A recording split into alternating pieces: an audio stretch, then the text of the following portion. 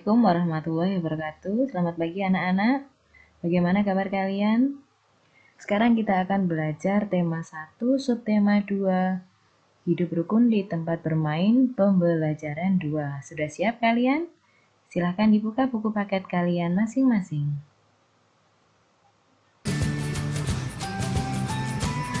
Udin dan teman-teman sangat kompak. Banyak kegiatan yang dilakukan bersama.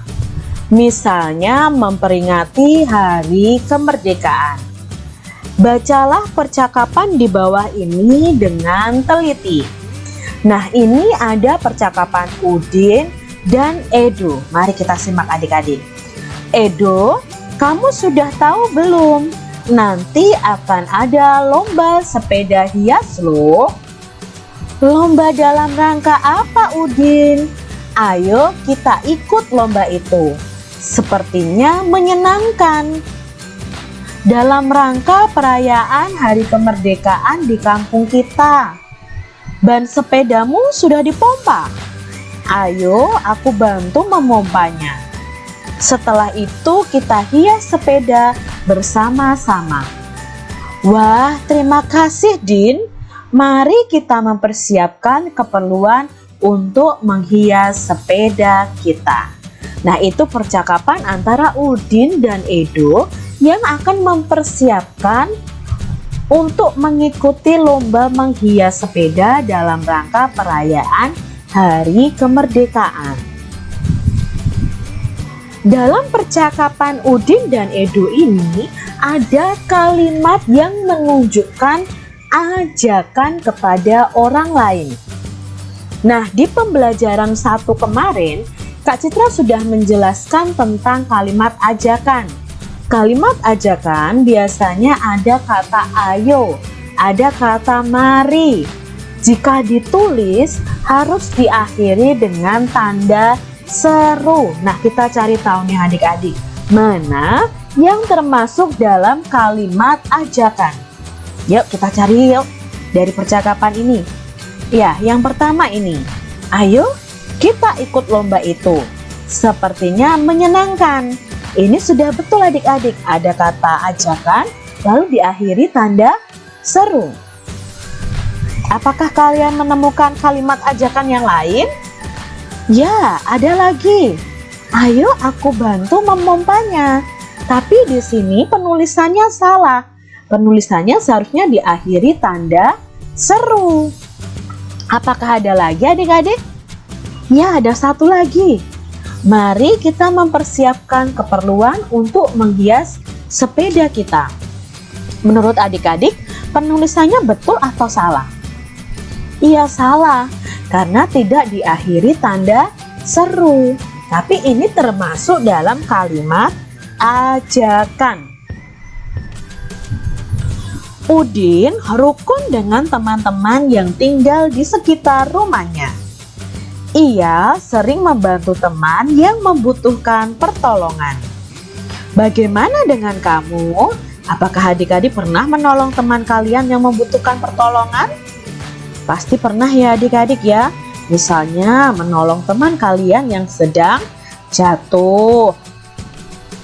Ketika bermain, Udin juga selalu menjaga kerukunan. Selain bermain sepeda, Udin juga suka berlari-lari bersama teman. Nah, di sini perhatikan gerak berlari di bawah ini. Nah, di sini adik-adik ada 3 contoh gerakan berlari. Yang pertama adalah gerakan lari pendek. Nah, lari pendek itu ketika kita melangkah, ya, tangan kita mengayun dan langkahnya itu pendek. Sedangkan lari panjang itu langkahnya kita lebih lebar. Ya, langkah kaki kita lebih lebar. Itu dinamakan lari panjang. Sedangkan lari melewati bilah bambu, itu ada bambu, tongkat bambu yang disusun di lantai. Lalu kita ketika lari tidak boleh menginjak bilah bambu tersebut. Kita ingat kembali bahwa gerakan berlari dan berjalan itu adalah gerakan melangkahkan kaki yang diikuti ayunan tangan. Saat kaki kanan kalian melangkah, maka tangan yang mengayun adalah tangan kiri. Kalau kaki kiri kalian yang melangkah, maka tangan yang mengayun adalah tangan kanan. Nah, dalam permainan atau dalam gerakan lari melewati bilah bambu, kalian tidak diperbolehkan menginjak bilah bambunya. Itu adik-adik. Nah, gerakan berlari ini memperkuat otot kaki kita. Permainan apakah ini? Nah, di sini ada permainan nih. Ini permainan apa ya? Dan bagaimana cara memainkannya? Apakah kalian tahu ini permainan apa ya? Kenapa ada yang gandengan, ada yang lari-lari? Nah, ini permainannya bernama permainan menjala ikan. Bagaimana cara memainkannya? Yuk kita lihat aturannya. Siswa dibagi menjadi 2 kelompok. Kelompok pertama menjadi jaring dan kelompok kedua menjadi kelompok ikan. Kelompok jaring saling bergandengan tangan dan berusaha menangkap ikan dengan cara mengejarnya. Ikan yang dikejar harus menghindar. Apabila siswa yang menjadi ikan duduk, maka siswa yang menjadi jaring tidak boleh menangkapnya. Nah, ini si jaring harus berusaha menangkap si ikan. Nah, jaring sendiri minimal terdiri dari 3 orang yang bergandengan tangan. Siswa yang menjadi ikan yang tertangkap menjadi kelompok jaring, sehingga kelompok jaring akan menjadi semakin panjang. Demikian seterusnya sampai yang menjadi ikan itu habis. Jadi yang jadi ikan nih, kalau tertangkap sama jaring, maka ikannya tadi harus menjadi jaring. Jadi nanti kalau semakin banyak ikan yang ditangkap, maka jaringnya akan semakin panjang. Nah, ini permainan menjala ikan. Bisa kalian praktekkan dengan teman-teman kalian adik-adik. Tapi tetap harus menjaga keselamatan diri kalian. Tidak boleh saling tarik-menarik saat berlari. Perhatikan gambar anak-anak yang sedang bermain menjala ikan. Nah, di sini kita perhatikan. Tuliskan sikap yang menunjukkan saling membantu dengan teman. Nah, di sini ada yang jatuh. Ya, ada Edo yang jatuh lalu dibantu oleh Udin. Ini menunjukkan sikap saling membantu dengan teman. Untuk menghias sepeda di rumah Edo, urutkan gambar-gambar di bawah ini agar menjadi sebuah cerita. Ada 4 gambar nih. Kita mau urutkan dulu adik-adik supaya gambar ini menjadi sebuah cerita. Apakah gambar pertama itu gambar yang langsung menghias sepeda, atau gambar si Udin mengetuk pintu, atau gambar yang ini nih, si Udin mau pulang lalu si Edo menjawab apa itu pamitannya si Udin. Nah, kira-kira yang mana dulu ya kalau dibuat cerita ya? Ya pasti si Udin datang ke rumah Edo dulu kan, mengetuk pintu, maka ini yang pertama. Lalu setelah itu ketemu Edo, apa yang mereka lakukan? Ya, mereka menghias. Maka gambar yang kedua ini, setelah mereka menghias, nah ini si Udin pamit pulang karena harus beribadah. Dan si Edo mengizinkan untuk si Udin pulang dan melanjutkan menghiasnya esok hari. Ini kalau dibuat cerita bagus adik-adik. Contohnya nih, Udin ke rumah Edo. Ia mengetuk pintu rumah Edo. Edo menyambutnya. Udin dan Edo menghias sepeda. Setelah menghias sepeda, Udin mau pulang karena akan beribadah. Nah, si Edo mengizinkan Udin untuk pulang dan akan melanjutkan menghias sepedanya esok hari.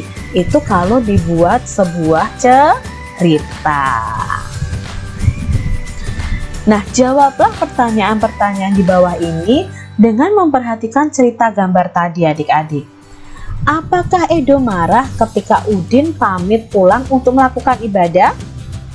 Edo tidak marah, malah Edo mengizinkan.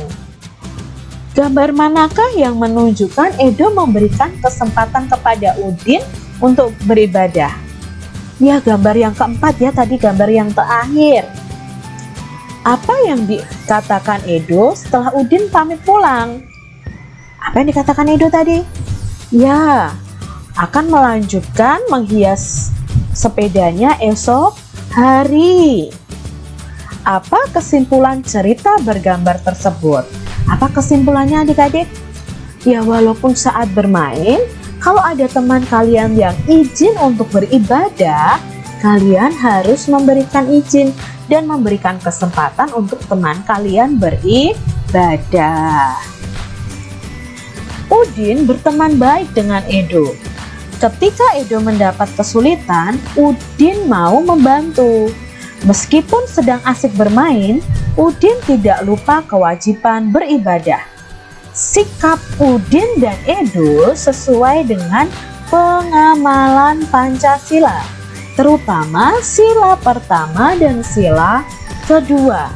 Sila pertama itu menunjukkan Udin tidak lupa kewajibannya beribadah. Kalau sila keduanya adalah sikap mereka yang selalu mau membantu. Nah, kalian masih ingat lambang ini? Garuda Pancasila adalah lambang negara Indonesia. Burung Garudanya besar dan gagah perkasa. Lihat perisainya. Perisai itu memuat simbol dari sila-sila Pancasila. Pancasila adalah dasar negara kita. Kak Citra sudah jelaskan di subtema 1 nih, tentang lambang-lambang atau simbol dari sila-sila Pancasila yang ada di perisai Garuda Pancasila. Yuk kita ingat kembali adik-adik. Pancasila itu berasal dari dua kata, yaitu panca dan sila. Panca artinya 5, sila artinya dasar atau aturan. Pancasila artinya 5 dasar atau 5 aturan. Maka di sini ada 5 simbolnya. Ya, kita perhatikan di sini. Bunyi sila pertama adalah ketuhanan yang Maha Esa, disimbolkan dengan bintang. Lalu sila kedua, kemanusiaan yang adil dan beradab, disimbolkan rantai. Persatuan Indonesia disimbolkan dengan pohon beringin. Lalu sila keempat, kerakyatan yang dipimpin oleh hikmat kebijaksanaan dalam permusyawaratan perwakilan, itu disimbolkan kepala banteng. Sila kelima adalah keadilan sosial bagi seluruh rakyat Indonesia, itu dilambangkan atau simbolnya adalah padi dan kapas. Nah, ini ya, simbol pertama adalah bintang. Simbol kedua, rantai emas. Simbol yang ketiga, sila ketiga adalah pohon beringin. Sila keempat, simbolnya adalah kepala banteng. Sila kelima, simbolnya padi dan kapas. Nah, penerapan sila ke-1 dan kedua di tempat bermain. Nah, di sini ada contoh penerapan sila ke-1 dan kedua di tempat bermain. Kita lihat sila ke-1 contohnya. Tidak lupa waktu beribadah ketika bermain. Nah, kalau kalian sedang bermain nih, tahu waktunya beribadah ya kalian harus beribadah terlebih dahulu. Nah, penerapan yang lain, yang B, memberi kesempatan kepada teman yang ingin beribadah atau memberi kesempatan ke teman yang mau pergi sholat misalnya. Itu kalian berarti menerapkan sila pertama Pancasila. Tidak mengejek teman yang berbeda agama, menghormati teman yang berbeda agama. Itu penerapan sila ke-1 Pancasila ya. Jadi kalian tidak boleh mengejek agama orang lain. Kita harus toleransi. Contoh penerapan sila kedua Pancasila di tempat bermain.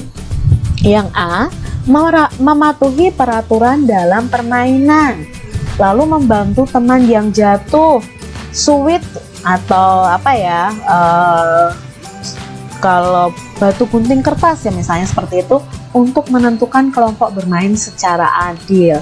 Nah, ini adalah penerapan sila ke-1 dan kedua di tempat bermain. Pasangkanlah gambar di bawah ini dengan lambang sila yang sesuai jika sikap sesuai pengamalan Pancasila. Nah, kita lihat gambar yang pertama. Edo berkata, "Maaf ya, besok pagi saya tidak bisa datang. Saya mau pergi ke gereja." Nah, ini kira-kira sesuai dengan sila keberapa adik-adik? Ya, sesuai dengan sila pertama. Sila pertama simbolnya adalah bintang. Maka ini kita pasangkan dengan gambar bintang. Lalu gambar yang kedua. Siti berkata nih, "Aku pulang dulu ya, aku mau mengaji." Nah, ini berhubungan dengan agama juga, berhubungan dengan ibadah juga. Berarti sesuai dengan sila keberapa? Ya, sila pertama. Sila pertama itu adalah simbolnya bintang.